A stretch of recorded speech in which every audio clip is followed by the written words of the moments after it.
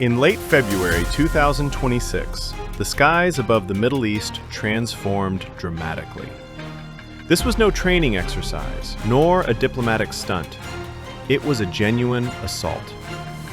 Fighter jets streaked across the sky, radars operated at full capacity, and air defense systems were on high alert. Iran became the primary target. The coordinated strike reportedly involved both Israel and the United States.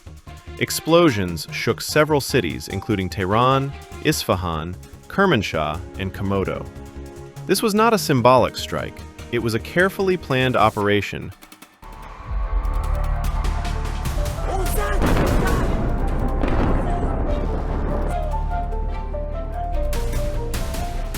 Reports indicated that Ayatollah Ali Khamenei may have been killed.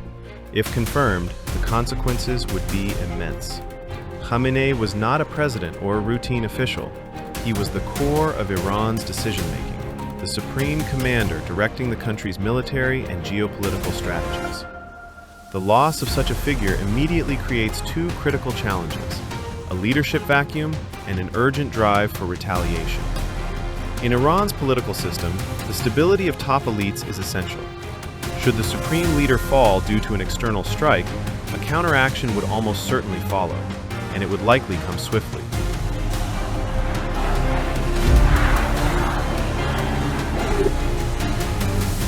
Hours after the initial strike, the Islamic Revolutionary Guard Corps was fully mobilized. An official announcement confirmed that Iran would retaliate. Not with limited or symbolic actions. Missile units were readied, armed drones prepped, and the command structure shifted into full war mode. Over the past 2 decades, Iran has invested in building asymmetric capabilities: medium-range ballistic missiles, long-range drones, and mobile launch platforms. The strategy is clear. Air superiority isn't required. The goal is to impose significant costs on the adversary. And then,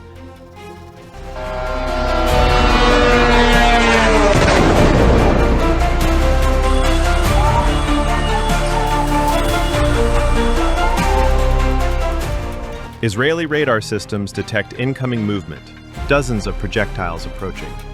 Sirens scream across Tel Aviv, sending residents scrambling as bunker doors slam shut. Air defense units operate continuously. The Iron Dome engages, while David's sling systems stand ready. Long-range threats are tracked by advanced aerospace monitoring systems. In response, Israel declares a national state of emergency. Reserves are called up, schools are closed, public events are canceled, and the nation shifts into full-scale defense.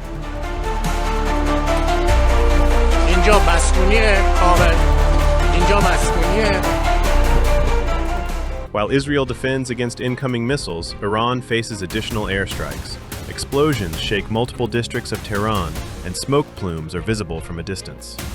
Iran's air defense systems are reactivated, and security patrols across the capital are intensified.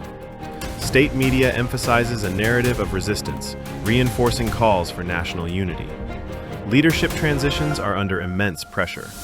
This crisis is not merely military, it also carries a profound psychological weight, testing the resilience and domestic stability of the country.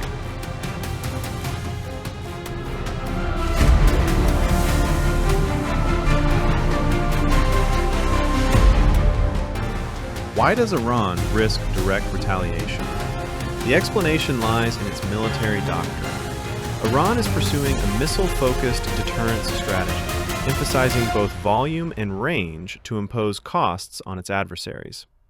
Meanwhile, Israel relies on a multi-layered defense approach, combining tiered interception systems with rapid response capabilities. Two doctrines intersect here, one built on saturation attacks, the other on layered protection. The central question isn't who possesses greater firepower, it's who can endure.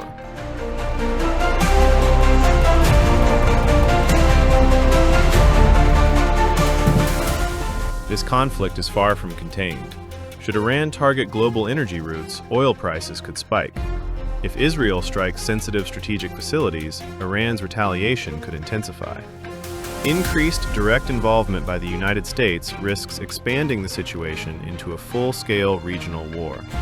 Gulf nations remain on high alert, and global markets are highly sensitive.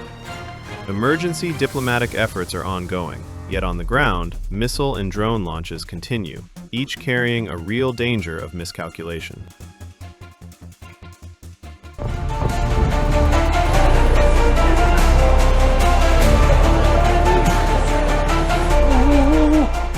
Modern warfare has evolved beyond tanks rolling across deserts. Today, it's defined by radar networks, satellite surveillance, multi-layered defense systems, long-range precision strikes, and, crucially, the perception of strength. If a side seems vulnerable, deterrence fails. If it acts too aggressively, escalation can quickly spiral. All parties are navigating an extremely fine line.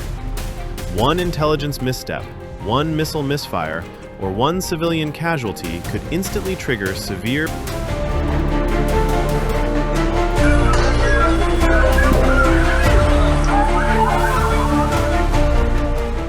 Is this the height of the conflict?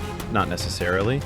Wars often unfold in cycles: an attack, a counterattack, a tense lull, followed by renewed escalation. Iran has shown its ability to launch effective countermeasures.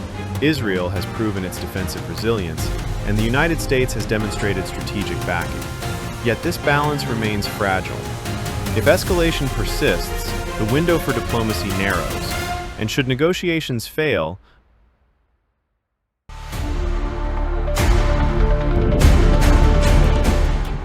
we are witnessing a pivotal moment, far beyond a simple missile exchange. This is a reshaping of the balance of power across the Middle East. The skies may appear calm, but radars remain active, military commands stay on high alert, and troops continue to mobilize. Two capitals face immense pressure, and two competing narratives collide. One pressing question lingers: is this the start of a larger war, or merely the most intense phase before a pause? The answer remains uncertain. What is undeniable, however, is that this escalation has altered the region's geopolitical landscape,